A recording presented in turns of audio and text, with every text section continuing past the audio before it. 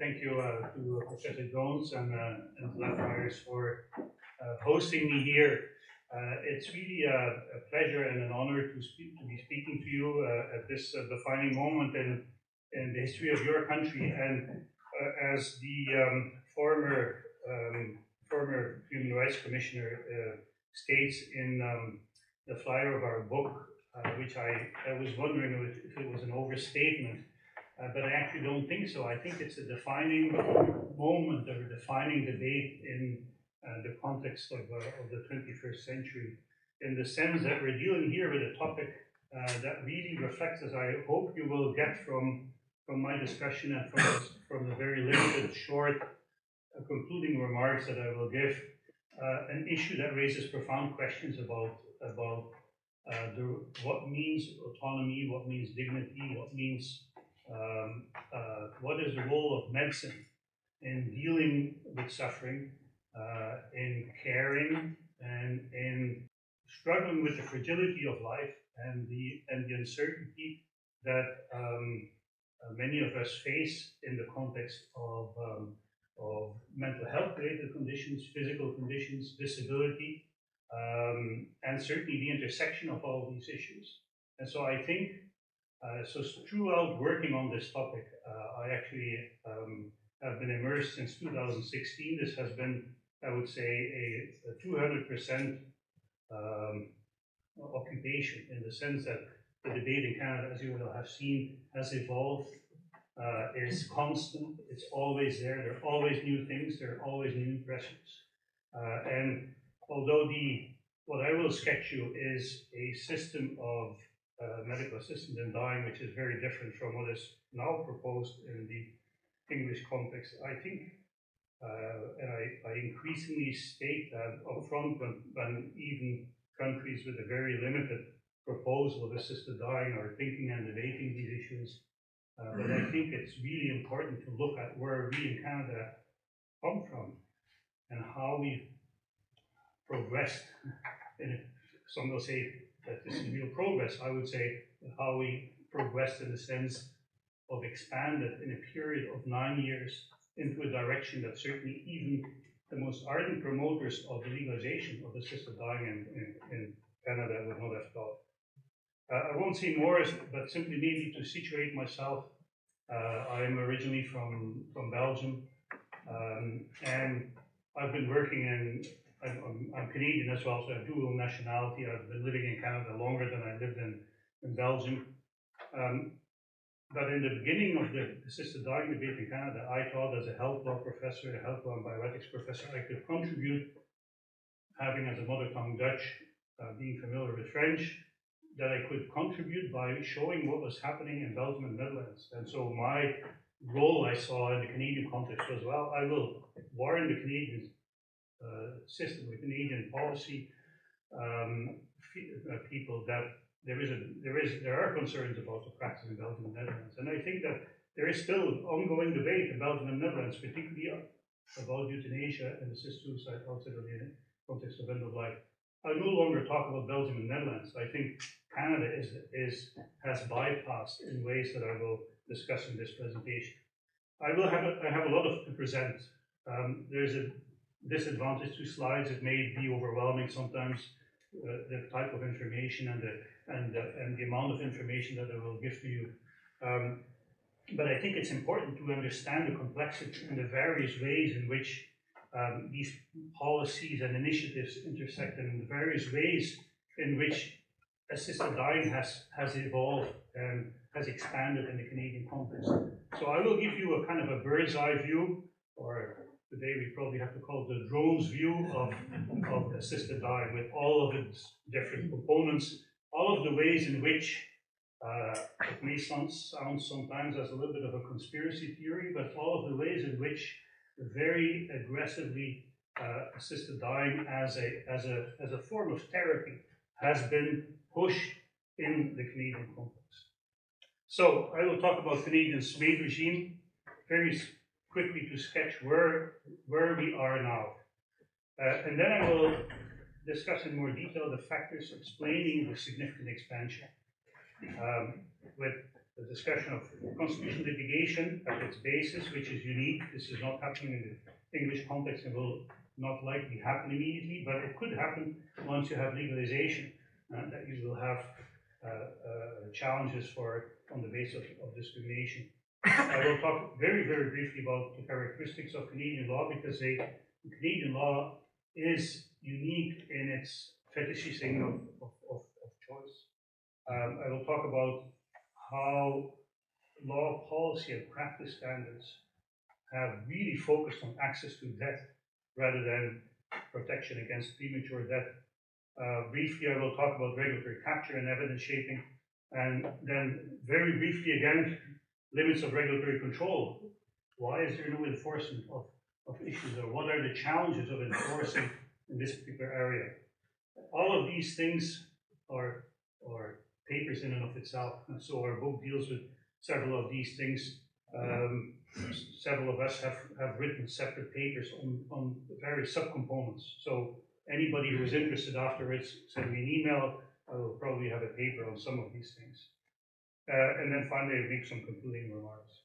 Okay, where were we in 2016? So I have to say, I have a slide on that, but in 2016, contrary to most countries, Canada had a Supreme Court decision, which was very well planned, which was carefully prepared by litigants, strongly supported by Dying with Dignity, who went to court, who at the same time had support from a Royal Society expert panel that was working on a report that was put together by, I would say, all but one explicit supporter of legalization of MAID, which in and of itself, I think, is an example of the kind of the regulatory capture that already happened before we had legalization. So the Supreme Court in 2016 bought into the idea that, yes, an absolute prohibition on assisted dying is unconstitutional, and we had to have a legalization. This was 2015.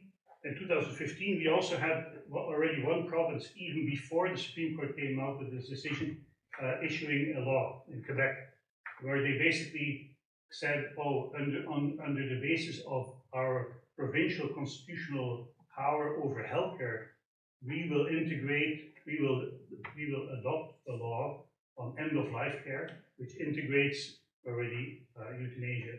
Actually, they don't allow assisted suicide, really only active euthanasia, voluntary euthanasia.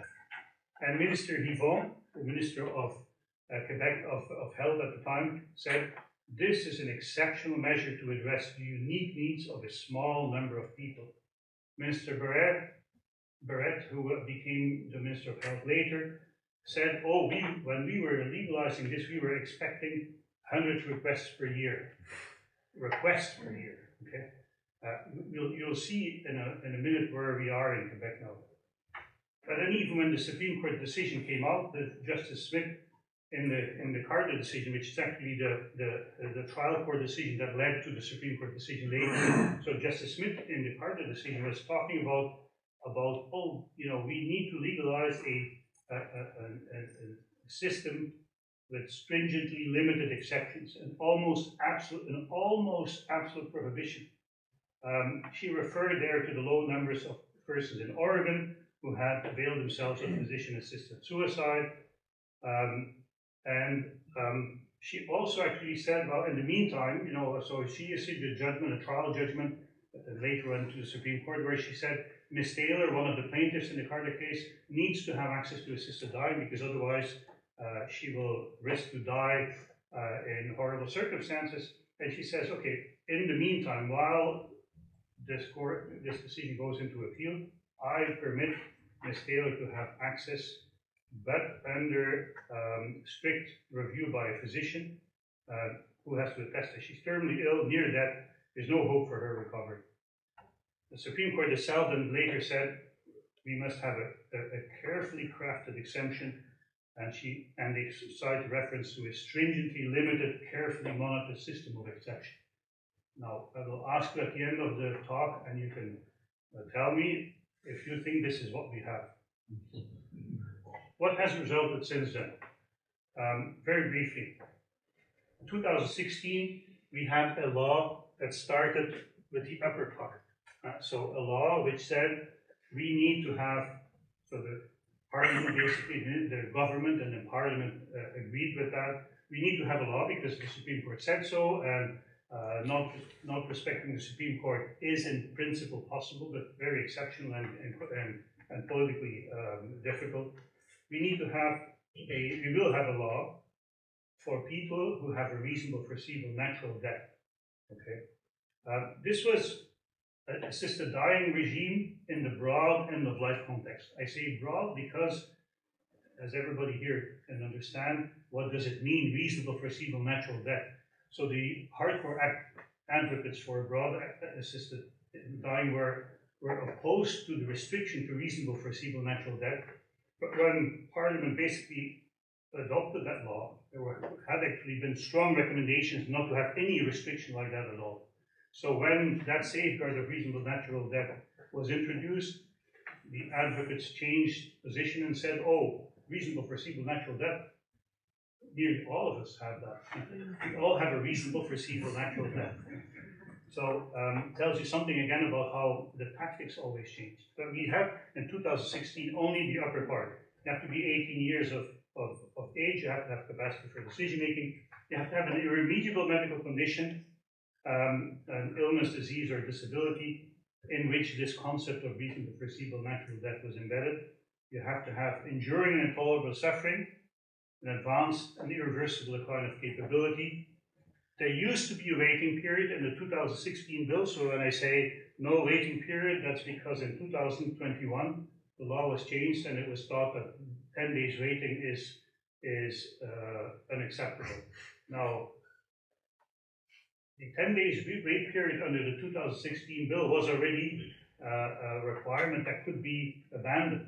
So a physician could already say, oh, my patient here is actually in the process of dying and will very soon lose capacity. We think, as MAID assessors, MAID, I use the term MAID, so assisted dying, MAID is a horrible term, but we're stuck with it. So they could already say, well, let's cut it short, the 10-day period, but still it was considered to be too long.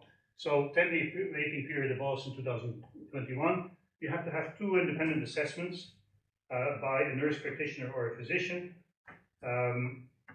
Waiver of final consent has been introduced after 2021. Means that this is not like a decision, an advance request where you decide way in advance that you will want to have assisted dying in the very far future. It's an exceptional procedure for somebody who has already been approved to have made, where it was felt that if somebody then loses capacity, they still need to have access to MAID. So waiver of final consent was introduced in 2021. It's possible for people who have reasonable foreseeable natural death. There's no requirement, and this is quite important that I'll mention that very briefly again, there's no requirement that other options have been exhausted or even offered. So that's quite important to mention. I'll highlight it a bit later. In 2021, the law was expanded. The reasonable foreseeable natural death criterion was kept as a criterion, but simply for a group of people who could be submitted to a more flexible access to MAID procedure. 2021 introduced a second track for people whose death is not even remotely approaching. So anybody who has the same criteria there as above, who has intolerable suffering, who has an irremediable medical condition, and an advanced and irreversible decline of capability, can have access to medical assisted dying, even if their death is not in the most remote way approaching. You can have decades of life left. So it's simply being a person with that condition, which in fact comes down to, do you have a disability? So all of the people here under track 2 are people who satisfy the legal definition of being a disabled person. In that category, you can't have waiver of final consent. The law introduced an additional 90-day assessment period. So contrary to those whose death is approaching, and also additional consent requirements, namely the doctor has to, or the physician or the nurse practitioner has to verify that the person seriously considered other options, whatever that means. Anybody who is here who is working in law knows, well, if you say it's the person seriously considered it, there is no way to question that. So if the doctor writes down, the person seriously considered other options, the criteria is satisfied. And you also have to have one assessor with expertise in the condition that causes the suffering. Expertise doesn't mean it has to be a medical expert. And the government even explicitly stated, we use the term expertise simply to avoid that problems of accessing experts could delay access to medical assistance and die. So it's somebody who is familiar.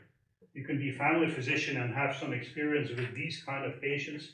You become a person with expertise in the condition. I emphasize these criteria, the kind of the broadness of the criteria, this already to some extent makes you understand why we are where we are. We had last year, 2020, 2 years ago, 2023, 15,343 deaths by lethal injection. Assisted suicide is permitted except in Quebec. In Quebec, it only allow, according to the Quebec law, euthanasia. All of them are euthanasia cases, except for 5. So assisted suicide is basically not part of the practice. It's really physician or nurse practitioner injection. We had yearly increases of 30% until 2021, when there was suddenly kind of a slowing of the increase to 15.8%. Total count, we have had 60,000 people at the end of 2023 who died by medical assistance in dying. It constitutes now 4.7% of deaths, or the 6th leading cause of death behind cardiovascular disease. I mention an asterisk simply to point out that the reports of Health Canada indicate, well, MAID is not considered a cause of death by the World Health Organization, and in the Canadian context, there are several provinces that explicitly state that if you end the life of your patient by medical assistance in dying, you are prohibited from mentioning medical assistance in dying or lethal injection. You have to say that the person died by the condition that was the basis for the request of MAID. Now, if you're a cancer patient and you're in the process of dying, you could argue yes, the person was in the process of dying, cancer was the real basis for which euthanasia was given. I still think it would be more transparent and honest to say, yes, cancer, but lethal injection. But think about the situation of somebody with a serious disability. A person who is in a wheelchair, or who is paraplegic, who has significant disability that allows the person normally to live for decades. In the Canadian context, on the death certificate, you will now see death by, well, I would say paraplegia, so causes of death that are actually not normal causes of death. So it's actually quite complex. Anyway, Quebec has as a province 7.3% of deaths by MAID. This is the highest percentage in the world. Okay, we bypassed in Canada in a very quick period of death other countries. I simply shown this graphic to show this. So the red line is Canada. So you see at the top is the Netherlands, which started in 2002, and Canada in a very short period of time bypassed, and since 2016 already the data from the Netherlands. I also point here a graphic that I think is revealing and that nobody in Canada really has been willing to explain, or at least not the official agencies. This is a graphic of the provincial data for MAID. So the highest line is the line of 2022. This is not 2023, but 2022. And you see here are the provinces, so BC, Alberta, Quebec, and Ontario. You see Quebec there way up, so much higher percentage, BC way up.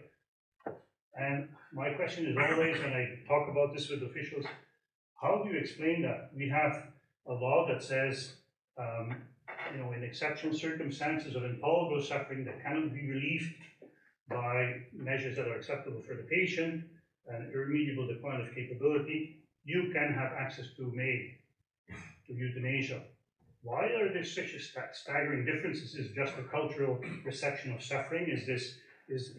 Or what explains these huge discrepancies? My guess would be that some of the promoters of MAID will say, oh, it's because of a problem of access in some provinces. I don't fully buy that.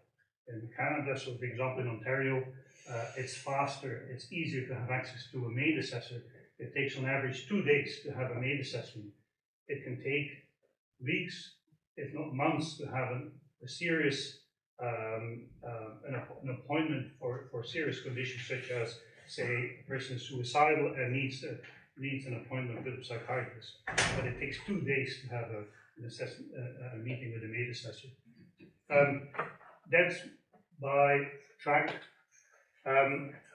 So most of the cases, again, keep in mind, we started in the I think April, May, if I remember correctly, we started having track 2 cases of people who are not in the process of dying, or actually not even remotely approaching their death.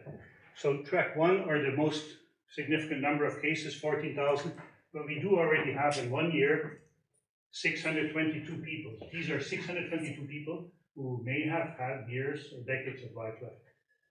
And keep in mind, and I will explain that in more detail, that track 1 and track 2 are not as strictly separated as you may think. And actually, the concept of reasonable foreseeable natural death, as I explained, is already significantly open-ended and vague. Why do people ask for MAID? Again, I give here snapshots of what's going on, what lives, and what underlies this practice. I think this is a very, very troublesome and very worrisome data. So these are all self-reported data. So this is what physicians say, which is in and of itself interesting because it may be, you can say it may be better, but it may also be worse. So here's what physicians report that patients told them. You see here, I mean, I can pick out several of these reasons why people ask to die by lethal injection. I think raise concerns, even, I mean, loss of dignity. What does that mean? What do people understand there? I think there's a lot to unpack there, but I would say look at perceived burden on family, friends, or caregivers. 45.1%, 49.2% of people who are not even remotely dying say, I feel that I'm a burden on my family and others and caregivers. Inadequate control of pain or concern about it, 54-58. Talk to any, I mean, the palliative care specialist here in the room, pain specialist will tell you, yes, exceptionally it may be difficult to control pain, but this is a huge number. So either there's a perception, a wrong perception that what will happen to them, or there is a clear deficiency in the healthcare system. Emotional distress, anxiety, fear of existential suffering. You know, again, you see track 1 and track 2. So the green is track 1, the purple is track 2. 38.5% existential suffering. Isolation and loneliness. I mean, 47.1% of people who are not even remotely dying are asking for medical assistance and dying and say, part of my unbearable suffering is isolation and loneliness. So these are data. We do have cases. I mean, I could spend a lot of time, but I always tell my students when I teach about this, I spend too many hours in my health law course on assisted dying, and there are too many kind of stories to tell that capture the complexity and the concerns about this. I would encourage you to Google simply this, and I won't go into the details. But you will look at the Al Jazeera documentary, and particularly there are several stories, but there is one about the death of Rosina Hans, who appears to have been a student at our university. I mean, anybody who looks at this and thinks this is the way in which a caring society should offer healthcare, I think I live in a different moral world. And you can even see in the documentary that one of maid, saying strong supporter and practitioner of MAID is being confronted by it, that she kind of swallows and says, "Ooh, that we didn't know that." So here you have a young woman dying in loneliness, isolation, who recorded herself saying, "I actually don't want to die. I'm afraid of dying, but I can't continue living like this." And she recorded this and left this for her friends to show after she died in her apartment. She had her life ended in a typical basement apartment in Toronto, where the cost of housing is a major issue, major crisis in Toronto context. So yes, she had illness, she had a basis to request made, but was this the right outcome? I would suggest to Google it and look at it. Or take the case here, a CBC documentary of the Fifth Estate, where you see the case of Keanu Vafane, who fortunately is still alive, but he was a young man, and is 23 years old. He had a loss of vision due to diabetes. He was approved for MAID, and the only reason he's alive is because his mother discovered an email in which his appointment with the MAID provider was noted. And so she went berserk and started a letter writing campaign, and the doctor got cold feet. So I would say, watch these. In the beginning, when these cases came out for a very long time, like the first years in the media, we contrary, I would say, to the intensity of the debate here, we had a very subdued media. It was very hard for people to raise awareness about concerns. Concerns were systematically pushed aside as anecdotes. But with the time going by and the accumulation of media, fact-check media reports, we also have now seen recently the Canadian Human Rights Commission come out and say there is a problem here. We should not be driving people to euthanasia by poverty, failures in healthcare and social support. So I think it's clear that there are some concerns. The Chief Coroner of Ontario, so I'm on a MAID debt review committee that doesn't review all of the cases. We review a selection of cases, and at the end of my presentation, I'll present you one or two of these cases if we have time. But the Chief Coroner reviews all of the cases and recently has published reports where he certainly, I would say, gave an indication of, supported by data, that when it comes to track 2, people who receive medical assistance in dying who are not even remotely approaching their death, that it does involve more marginalized populations. So contrary to what we always hear, euthanasia and assisted suicide, it's people who are empowered, who are comfortable, who are not pushed to die. The marginalization concerns are not real. Well, people in track 2 are much more likely to live in neighborhoods with higher levels of residential instability, higher material depreciation, greater dependency than those in track 1. Now, this is based on statistics of postal codes. It has its limitations, but I would say it sends certainly a red flag that warrants more investigation. And he's now saying, why is it? Why did we get there? How did Canada so rapidly develop into a very broad provision of MAID? So those who defend the system will say it simply means that we have been better in providing access, providing information. It's what people want. I have a different interpretation, so I will discuss here a couple of things that highlight an ideology of aggressive pushing for MAID, embracing of a rhetoric of a constitutional right to medical assistance in dying. There are specific components of the MAID law. I already explained them a little bit, so I will go over that quickly. I will then give explicit details, explicit examples of the prioritization, law, policy, and practice, and access to MAID, not on protection against premature death.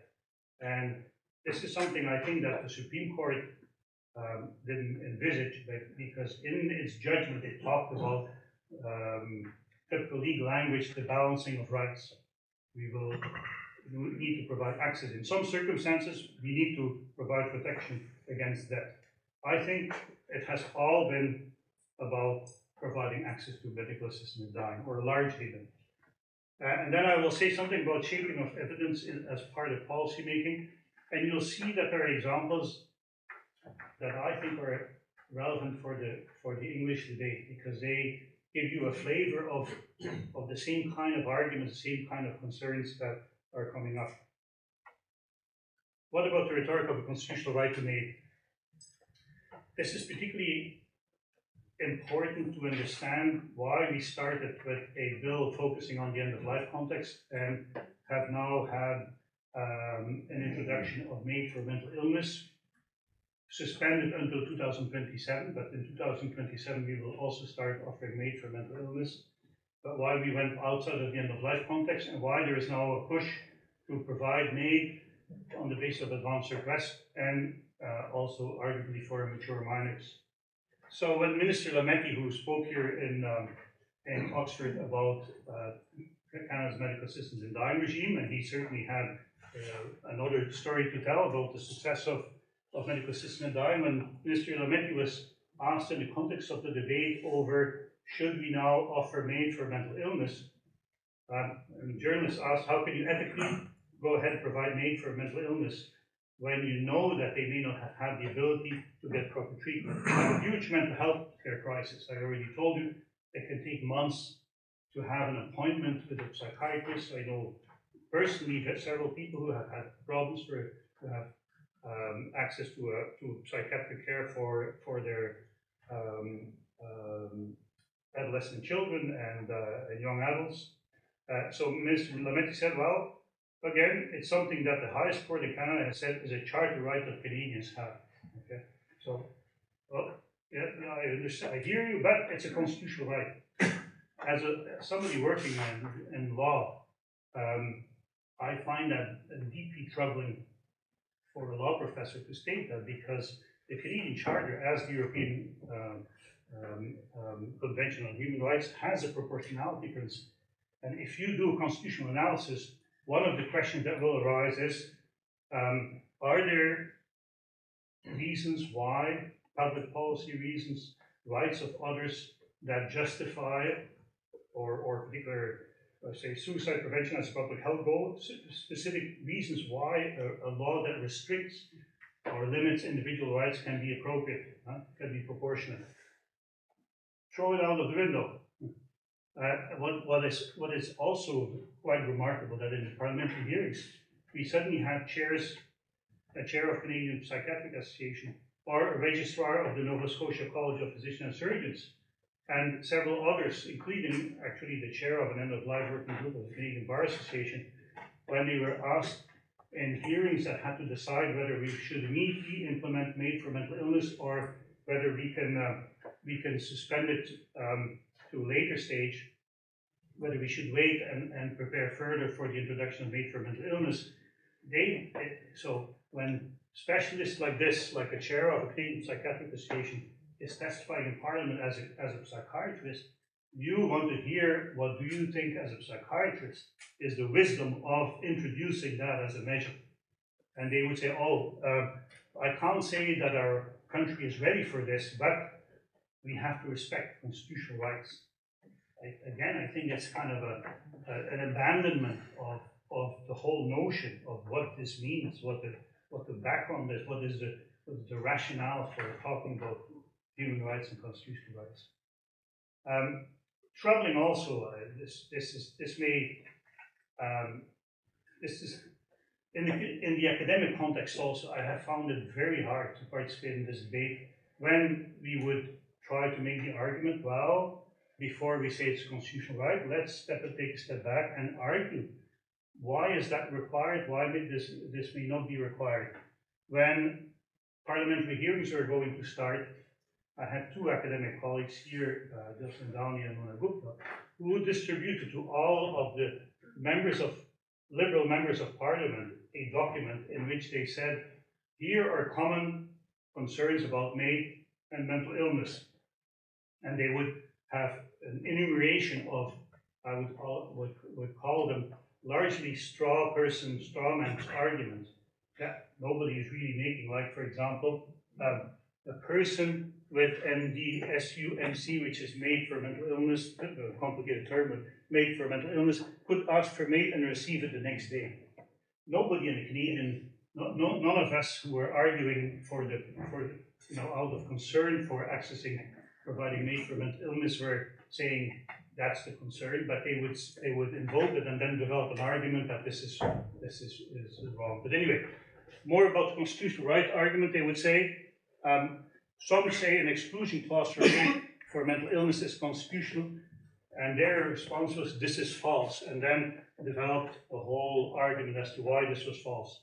Now again, if any legal scholars you hear in the room, it's weird to call or to say to a colleague who provides an interpretation of constitutional rights, your interpretation of the Supreme Court decision is false. It's not about falsehood, this is about interpretation of legal clauses. There is reasonableness. Anyway, I emphasize it here, there is a kind of a zealousness to this debate that I have not seen in any areas that I've been working on for years. Anyway, so we've developed detailed arguments as to why we think there is a reason to say that the Supreme Court didn't have a kind of a broad system in mind. But I'll skip that because I have more things to say. With respect to the specific components of Canada's MAID law, I would simply highlight here the terminology, medical assistance in dying, is already confusing. Many people in the Canadian context actually don't fully understand that this is not just a end-of-life option for terminal illness. And certainly in the beginning, people would sometimes say, well, it's not euthanasia, it's not assisted suicide, it's medical aid in dying. In Quebec, in the media, they often refer to it now as le soin, the care. Grandmama is getting the care. I'm not saying it's a major factor, but it certainly kind of reflects how there is a muffling away, hiding of what's really at stake. I also think that the fact that it's euthanasia and not just assisted suicide contributes to the high numbers. The access criteria are vague, subjective, open to interpretation, and I want to emphasize here again, contrary to Belgium and Netherlands, for example, who are often considered to be the most liberal regimes in the world, Canada, in Belgium and Netherlands, at least in theory, a physician has to agree that there are no other options available. In the Canadian context, that's not true. So the patient can say, I do not want to have access to your therapies, you offer them, I don't need them, I want to have MAID. Now, I've written with two other colleagues, we've made the argument that this actually undermines the normal operation of medical practice. So if you have a patient with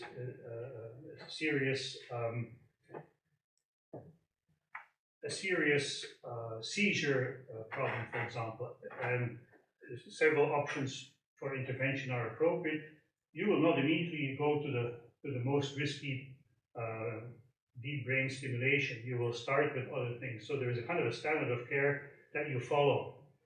In the MAID context, MAID has become a first-line therapy on demand. So a patient says, no, I know there's this A, B, C, D, I want to have MAID. Okay? At least in Belgium and Netherlands, as a matter of principle, the doctor has to say, I cannot provide it to you. I mean, there are other options. In the end, it may sometimes come to the same when patients continuously refuse treatment, but still there is a kind of I think, in principle, difference. So let me start with some examples of how it's not just the law, but it's particularly also how the law has been implemented. So there is in Canadian MAID, medical assisted dying practice and policy of focus on access. Through active, aggressive government and health service promotion of MAID through social media, helplines, health service coordinators. I was flabbergasted that in the period, so even during the COVID period, the Justice Department would tweet about MAID. And I kind of think, well, I have never seen that in any other area of medical practice, that the Ministry of Justice would start tweeting about how important it is to have access to MAID. Why? Practice dominated by a small number of highly active providers will be the second point, and then policy guidance examples. Let me start with the role of the health authorities and how the health authorities, how there is a kind of an embedded practice that at least in some cases has shown to be deeply problematic. This is an example based on a case, VV versus MV, so people remain anonymous, but I've actually spoken to the father in detail with this. So this was an injunction case. The facts of the case were the following. A 27-year-old woman who, according to the father, we don't know all the facts of the case because the judge in this case actually did refuse to want to have hearings on the basis for the MAID assessment. The father argued that she had autism, that she had mental health issues, and that she didn't qualify for MAID, that she had maybe undiagnosed pain issues, but that they were largely mental health related. She was living with her parents. She had requested MAID. When she had requested it, the first assessor had approved it, the second assessor had rejected it. So you need to have two assessments agreeing to provide that MAID can be provided, so she was rejected. The second time, 6 months later, she tries again. The assessor 3 rejects her, so she goes to a fourth assessor who approves her. Alberta Health Services is informed of the stalemate again. What does Alberta Health Services do? They reach out to number 1 and says, "Whoa, 6 months ago you approved her. Can you be the tiebreaker?"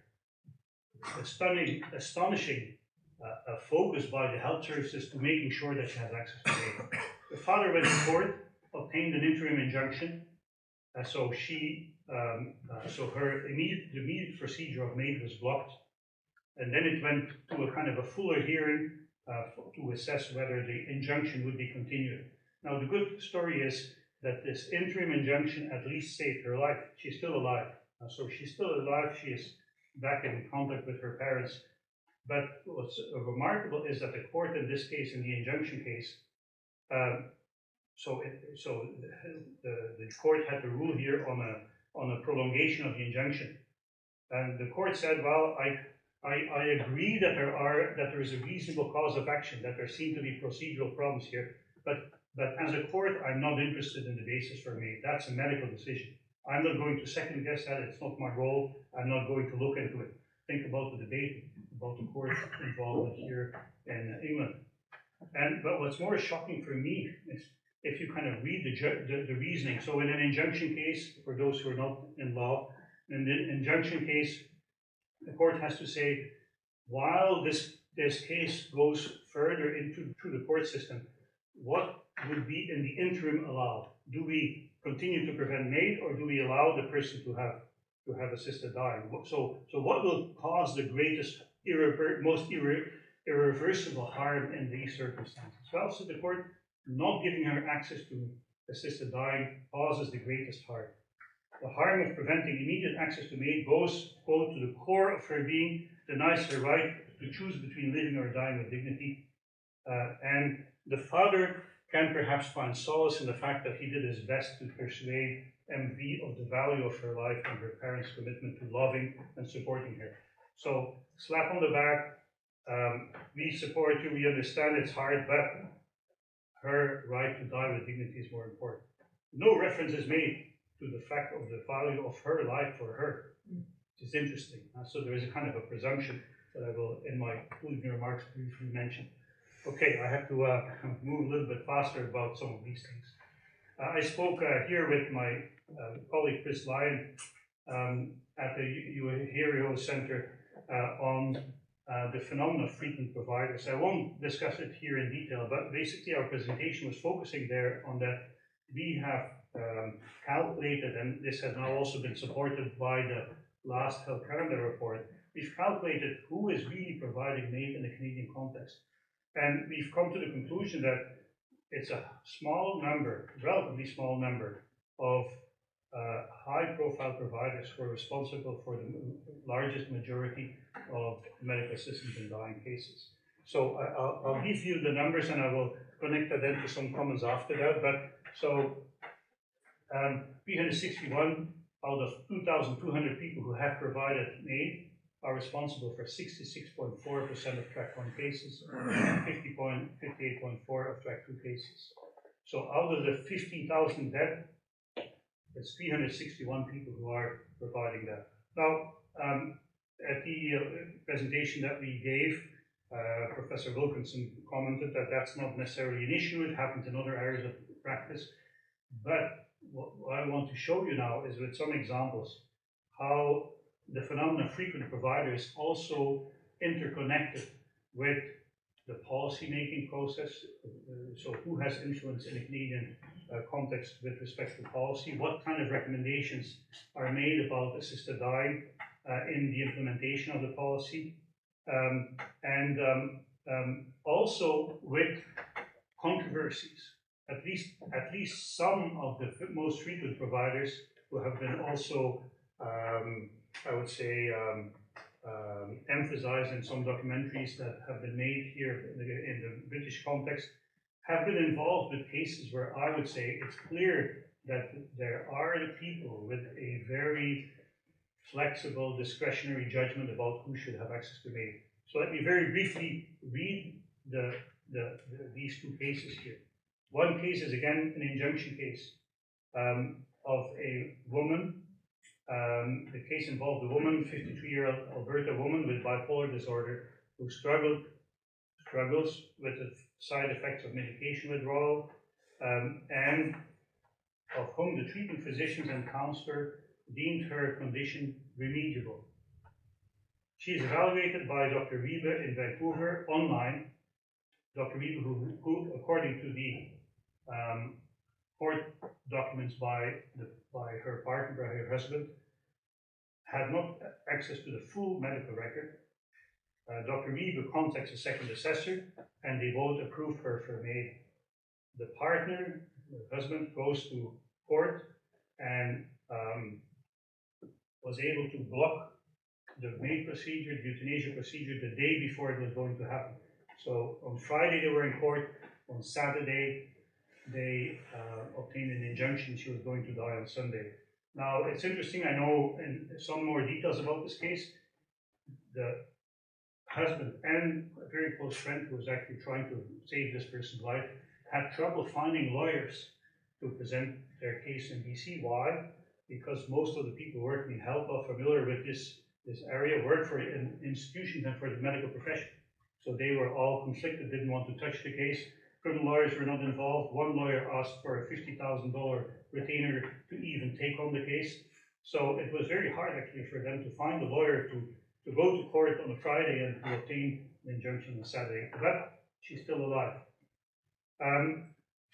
Notice of civil claim was launched shortly after, but perhaps inspired by this case, against Dr. Wiebe again and against the clinic in which she practices. The allegations were quite similar, but in this case the man was dead, so this is after the death of a person. A 52-year-old Vancouver man with long-term mental health issues and chronic back pain was approved for MAID, but actually said, okay, I'm willing to opt for rehabilitation instead, probably working with his family to have better care. He's at one point involuntarily hospitalized, as suicidal in the Mental Health Act. He receives a day pass in a psychiatric institution. He dies by MAID in the afternoon, provided by Dr. Wiebe without family knowledge of the case. And so the family is now going to court, claiming that the law itself violated this man's charter rights, and that the doctors and others involved should also be held liable. Okay, so let me give you quickly some examples. I probably will only give two and then jump to other final issues. Canadian Association of MAID Assisted Providers is a organization that has a huge impact on guidance and practice in the country, but it's not a recognized specialty by the Royal College of Physicians and Surgeons. It's an organization dominated by frequent providers, the ones I mentioned, who are responsible for a large majority of MAID deaths. And it has close connections also with the advocacy organization Dying with Dignity. It received from the government, $3 million to educate physicians to develop guidance documents. But again, it's not a recognized specialty by the Royal College. It may happen one day, but think about it in and of itself. Ending the life of a person is not super complicated. No? So you don't have to have specialty training. You could argue you should have more psychology training, but the interesting thing is that the people who are providing MAID in the Canadian context are very often family physicians. Dr. Wiebe herself was involved in reproductive medicine, and so not involved in any particular area of practice that deals with death and dying. Now, what has CAMAP done? So the Canadian Association of MAID Assessment Providers has provided guidance documents on a variety of things related to the practice. One example is how to interpret reasonable foreseeable natural death. So keep in mind, the criterion reasonable foreseeable natural death determines whether you can have fast-track access to death. You can have it the same day, next day, a week later, 2 weeks later. If you fall under track 2, you actually have to have at least a 90-day assessment period, which in my view is not long. It's 3 months. Think about mental health crisis in the country. Think about how long it takes to have a good assessment of mental health issues and a good treatment for that. Think about how even good palliative care develops over time. So what does the Canadian CAMAP guidance document say? A person, so it has a whole document about what it means, reason for foreseeable natural death, interpreted very broadly. A person may meet the reasonable foreseeable criterion if they have demonstrated a clear and serious intent to take steps to make their natural death happen soon, or to cause their death to be predictable. In other words, if you say you want to die, you become, from a person who is not about to die, a person who is about to die. If you say you make a stated declaration, according to this organization, to refuse antibiotic treatment of current or future serious infection, if you say that you will refuse to be turned around, or you will stop eating and drinking, you can be put under track 1. So you see already that the line between the flexible and the more demanding procedure is completely being blurred. Second example, CAMAP guidance on dementia and waiver of consent. I already mentioned this may be a little bit more complicated.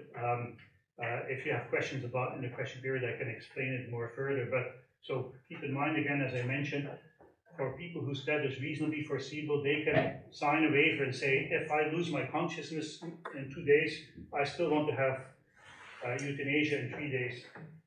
CAMAP guidance, there is a CAMAP guidance on dementia, and there is a CAMAP guidance document on waiver of consent. When you combine the two together, you basically see that the organization, even though advance requests for MAID are still prohibited, except in Quebec, but advance requests for MAID for somebody who is diagnosed with dementia is in Canada still prohibited. But by the merging of these two guidelines, they actually have already made it possible. So what do they say? They say dementia studies show a median survival of 4 to 6, 7 years post-diagnosis. Well, says the organization, that's a reasonable foreseeable natural death. So you see already, 7 years to live can mean a reasonable foreseeable natural death, according to the Canadian Association of MAID providers, who are frequent providers of MAID. And then combine that, because there is another thing that you have to fulfill. You have to have an advanced state of irreversible chronic capability. What do they do? With some semantics, they say, well, if you are at risk of losing your capacity to decide for yourself, that fear of future loss of capacity becomes an advanced state of irreversible cognitive capability, or in and of itself means that you are irreversibly declined of your capability. So a future fulfillment becomes a present condition for approval of MAID. Very strange, but anyway. It's not just CAMAP, it's also that kind of reasoning is reflected in practice standards that are developed at the government level. The same people who have been working on these CAMAP guidelines, the same people who have been writing the documents that I mentioned before, are also involved in the Model Practice Standard of Health Canada. And they have an interesting reference to, they state some similar things as Kama, but they also have this very strange reference to what constitutes conscientious objection. And they put in a footnote, it's a footnote, but it's there. They say, well, a conscientious objection may be case specific.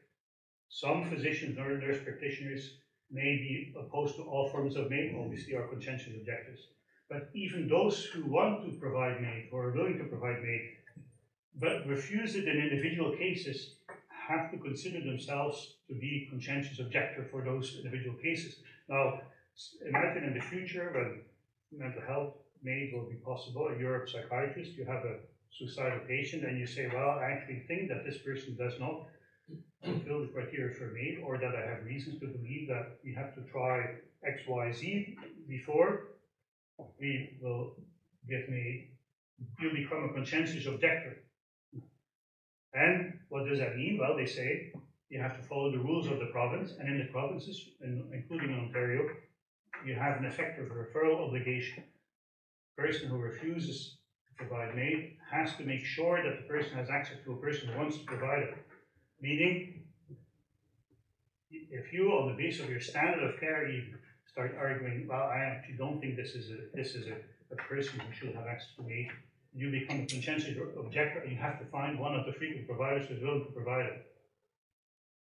Okay. I will go through this very quickly because I'm already exceeding a little bit of my time. But I want to mention how, and this is important for the English debate, how some of the people who have been strongly embedded in the design of the policy, in the shaping of the law even, but who has also been heavily involved in the interpretation of the data, in publishing qualitative studies in which they work with MAID providers about what it means to provide MAID and often present a rosy picture, are also involved in how I would argue trying to limit the concerns that come to the surface of medical assisted dying. So this is a paper that was published in the New Zealand Journal of Medicine during the time that they had their debate on legalization of assisted dying. It's a paper by Ben White, who is in Australia, Lindy Wilmot in Australia, Jocelyn Down in Canada, and then some other scholars. They have been publishing extensively in the context of medical assisted dying, and this pyramid of evidence was originally presented at a Canadian conference where I participated, and I remember going back to my office because I had to present in the afternoon, and I felt obliged to actually focus on that argument because I thought it was so problematic as an argument to hear academic scholars making this kind of argument about the pyramid of evidence, which is often used in medical sciences, and how that applies to the legal context and to the policy context. So the pyramid of evidence, for people who are not familiar with it, means that there is, at the top of the pyramid, meta-analysis of randomized controlled trials, so the top studies, the gold standard in biomedical research, and meta-analysis of that is at the top of the pyramid of evidence, meaning if you have evidence of that nature, you really have very good evidence to decide what standard therapy or how to design policy. You go down the ladder and you come to anecdotes, editorials, letters to the editor, case reports are slightly above that. Okay? So they applied this pyramid of evidence, said, how does it apply in the medical assistance in dying debate? And they said, well, at the top of the pyramid of evidence, you have expert panels, non-partisan parliamentary committees, peer-reviewed studies, so at the top two levels, and adversarial expert testimony screened by the courts, and then a court ruling about that. Now, what do we think about that? I would say that kind of argument ignores the most elementary critiques of how courts struggle with evidence, particularly complex interaction of empirical and social science evidence. I don't think there's any legal scholar who works with evidence-related issues who would say that that's a reasonable argument to make. So it would mean that one individual judge hearing expert witnesses and coming to a conclusion is at the pyramid of the top of evidence. I think it's disturbing actually that this can get published in a peer-reviewed New England Journal of Medicine. And I mean, there are so many examples to give, even in the Cardiff case, in the Truchon case, which were determined in the Canadian context of how that is bogus. I mean, how that doesn't all agree, how that this is the kind of top level of evidence. But you see immediately what's going on as well. It's an attempt to say anybody who comes with these case stories is at the bottom of evidence. If you have reports, the ones that I mentioned, at the bottom of evidence. If you have a court case, if you have parliamentary non-partisan hearing, whatever that means, that's an interesting thing. Non-partisan parliamentary committee hearings. Well, you know, what evidence gets filtered through there. Expert panels reports. I will skip that. I can talk about all of these reports and indicate why they were dominated, why there were controversies, but you don't see that reflected in their use in the public forum. Briefly, what about judicial and professional enforcement? So one of the arguments that we made, you know, we see the data, you see these suggestions that there are problems, and you will frequently hear, oh, we don't see any court cases. Well, we do see declarations by the limited review systems that are in place.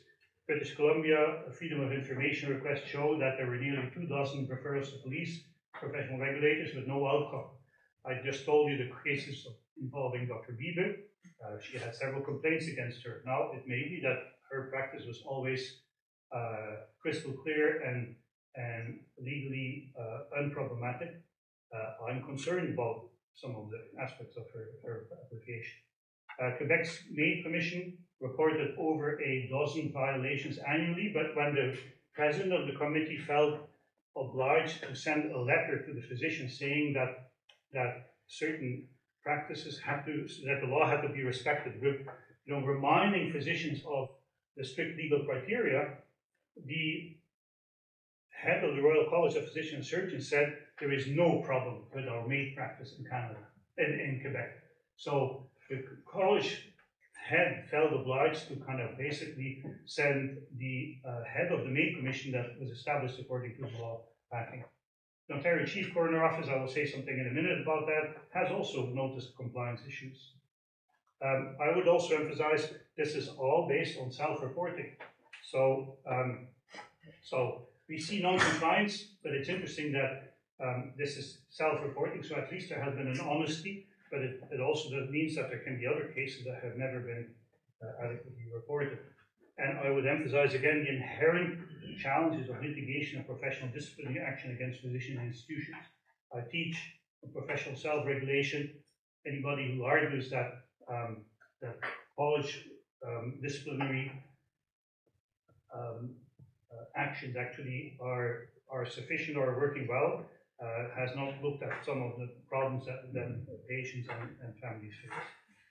Ontario's Chief Coroner's Office has an interesting response. Let's say I have more sympathy with him. I was more critical, so I'm in the Ontario system, so I'll limit my comments. But I can tell you that I've said that to him in person, that I was of the opinion that all violations should have been reported to the police or to the College of Physicians and Surgeons. And the Coroner's Office follows what they call a level response, meaning the level 1 response is an informal conversation when small rules are violated. Level 2, we send an educational email reminding people of certain things. Level 3, we send a notice identifying issues with statutory requirements and repeated practice issues. So we send an email to the practitioner saying, well, we keep seeing these things here. Level 4, we report to the regulatory body. Level 5, we report to the police. In total, there have been, according to a presentation of the coroner, in track 2, 14.7, so more than 1 in 10 cases of violation of the rules. So I'm coming close to my conclusion. The Supreme Court decision in 2015, which led to the legalization. The Supreme Court said we should not lightly assume that the regulatory regime will function effectively. Should we have assumed that it functions effectively? Nor should we assume that other criminal sanctions will prove impotent. Well, I would say potent against abuse. Okay. So I think there was a naivety there about how you can implement a system and give so much discretionary powers to physicians and thinking that things will be enforced. Let me make some very brief concluding reflections. I increasingly think there is an unprecedented and often troublesome impact on medicine and the role of bioethics as well as a result of the Canadian developments. Compassion is often emphasized as a key argument of value, but it's largely a triumph of utilitarian values and decontextualized fetishizing of choice as a hallmark of autonomy, which dominates the Canadian practice and discourse. I think there is an explicit or sometimes even implicit rejection of the inherent value of human life. After my concluding remarks, I'll simply leave a case on the screen that you can read that I think that highlights sometimes morally distressing ways in which we see MAID being applied, and I find I myself am morally have moral anguish being on a committee where we read some of these cases and then have a discussion. You have to have a discussion in a room where clearly not everybody agrees. You can read these reports. They are anonymized, so you don't know who says what, but you can read what the perception is of some of these cases among different stakeholders on that committee, and it's sometimes hard to read that. MAID has become a first-line medical solution to even only vaguely health-related suffering. I would argue it's a medicalization of dying as a medicine-controlled procedure that solves all suffering, and I think I intuitively think that this is also what appeals physicians in a medical model to embrace it so aggressively. There was some resistance of the colleges of physicians and surgeons in the beginning, in the early days. They fully embraced it. You see people who, whom I have been on a panel who said, oh, I think it should be legalized. I will not be able to provide it. Who are now talking about how deeply valuable it is to be able to do that. You read sentiments about how powerful physicians feel in being able to solve the suffering. Okay. I'm concerned also about bioethics' role in this. In of itself, worth a paper. Some bioethicists are among the most ardent promoters of the broadest application of MAID, often via qualitative studies, co-authored with providers and coordinators. Some of them systematically trivialize individual reports as anecdotes without ever talking to family members, which I find stunning. I worked for 2 years as a bioethicist, and you kind of, this is a long time ago, but we then thought you always look at the intersectional component, at the interrelational component of patients struggling. Now here you see bioethicists writing blogs, papers in which they trivialize all of these problems without ever talking to family members. Bioethicists are also involved in the coordination in some of the hospitals, active organization of the bureaucratic practice of MAID. So they actually are, there's a kind of an office that organizes MAID in the hospital. Well, they're now bioethicists heavily involved in organizing that practice. So I think that kind of, for me, fundamentally changes what bioethics used to be about. So I will close with projecting this case as a kind of an example of the type of difficult cases. This is not a representative case, I want to emphasize that, but it's the kind of cases that come to us on this May Dead Review Committee, where the coroner's office selects some cases for discussion about how do we deal, what do these cases tell us about May. I think they in general reflect a remarkable shift in the thinking about what medicine should offer. When you see the person here with chronic illness, but clearly intersecting with mental illness, addiction issues, alcoholism, suicidality, who is approved for MAID without input from the family, who is then driven by the MAID provider, personally transported in their vehicle to an external location for the provision of MAID. For me, when I read this case, I thought it symbolizes in a way. I'm not saying this is the majority of cases in Canada, but it symbolizes for me, what MAID practice, what some have kind of normalized in the context of MAID in a way that troubles me deeply. So